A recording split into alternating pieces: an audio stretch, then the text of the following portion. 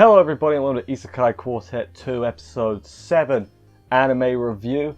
This episode, for my money, not quite as good as the previous couple. However, the stuff they could be setting up, man. Whatever Ram's got planned, I am excited and scared, and it's going to be pretty funny, I got a feeling.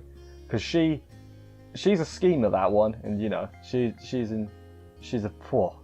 Anyway, other news this episode, it is kind of nice to see how, like, just cool with each other everyone is now. Like, in season 1 they were a bit, oh, let's not mix. Now they're just like, Blivid Ainz convinced Kazuma to go peep on the girls, and if that doesn't sum up this show in a nutshell, I don't know what else does.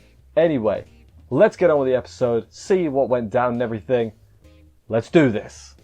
So the episode begins and we find out it's Physicals Day. I don't know what that really means. We didn't. That must be a Japanese school thing, because in the UK schools we don't have physicals. We don't do none of that.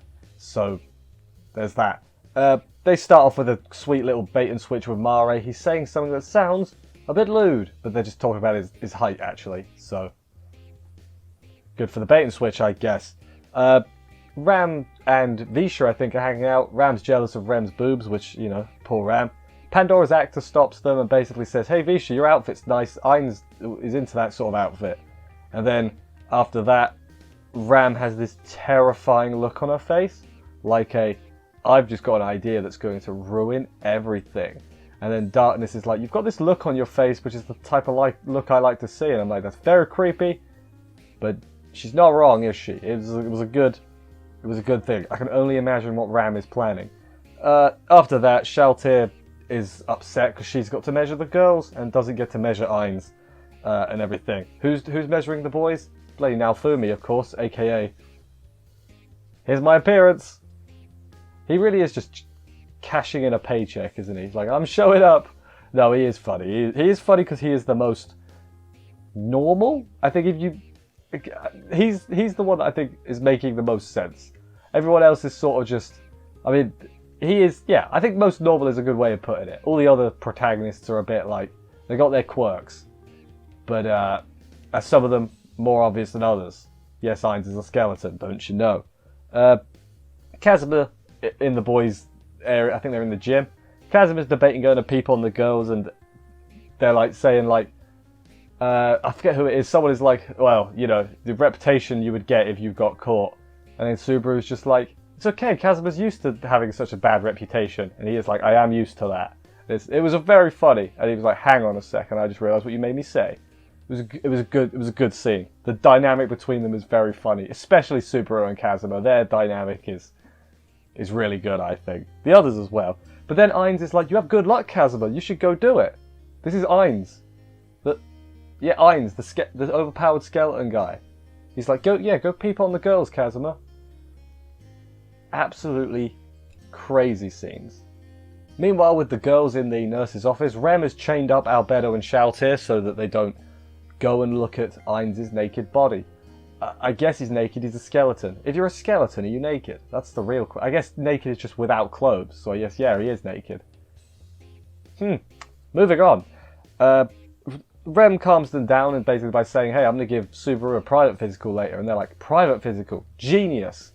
Also in the background, Wiz is there. Hi Wiz, thanks for showing up.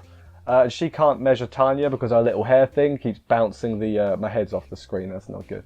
Keeps bouncing the measuring stick up. Later on the same thing happens when she tries to measure Philo, so poor Wiz, I guess. Subaru and the Tanya guys are not going to peek because they're good guys and everything. They just talk about that for a bit. Don't really have much to add there. At the end of that, Naofumi is like, could you guys just get on the scales, please? I want to go home, basically. He's like, just hurry up. I don't want to be here. I'm edgy. I'm Naofumi. You know how he is. After that, Megumin is doing an eye test, but she can't see because she's got an eye patch on. And she's like blocking the other eye. And Tanya basically then tells her to grow up, which is funny because... Is Tanya the youngest? I mean, you know what I mean? She's sort of the youngest. It's a whole, listen man, it's a whole thing. I'm not going to go into it. And then Megumin's all like, Ainz thinks I look cool and all this. Basically, Pandora's actor said, "You look cool," and Ainz has the same taste as me, so he'll think you look cool as well, basically. And then while she's saying this, we cut back and you just see Albedo in the background, like hyperventilating, like what? How dare she? And then we see the door. Kazuma was too late. Everyone's already fully clothed, and Darkness was like, "Huh, thought it'd be quicker." She never thought he wouldn't come. It was just, he's quicker than I thought. He's slower than I thought he'd be. So, poor Kazuma. And then at the end, Albedo says, "Hey, Ainz, I'm your taste the most," and everything. And then Megumin is like doing a little thing too. There's a little speech while staring at Ainz, and it's really confusing. But Ram sees this and gets her evil look again. I'm like, Ram, don't do it. I mean, do it, because it'd be really funny to watch. So my guess is Ram is going to sort of set up some sort of harem game involving Visha and Megumin and the rest of Ainz's harem. Even though they're not bothered, and Ainz obviously doesn't think of them like that either. Ram is going to just cause trouble, is essentially what's going to happen. Maybe Subaru will get annoyed and be like, "Megumin, you get back over here. You like a dog. Sit down." It should be funny. I hope Ram... Who would Ram rope in that would be just as into doing this funny thing as she would? Oh man, I don't know. Aqua? Aqua's a little troll, isn't she? Yeah, I could see them doing that. And then they need someone to try and tell them they're doing is wrong. But it's not good. Raftalia can help them out too. And be like, "Guys, you shouldn't really be doing that." But she's not going to actually stop them. I've just fantasy booked a whole episode for next week. So, yeah, God no. I hope they don't just forget about this, because it seems like they were setting up for a big thing. In a weird way. It's weird to say they're setting up in Isekai Quartet, because it's not that kind of show, but it seems like they are. And Ram's a devious little so-and-so, so she's gonna...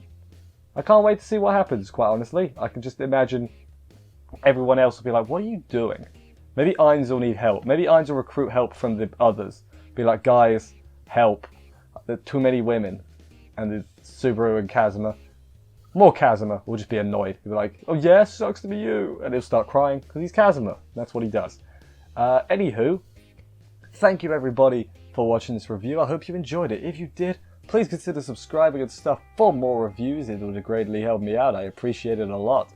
I will see you next week for another episode of this. And bye, guys.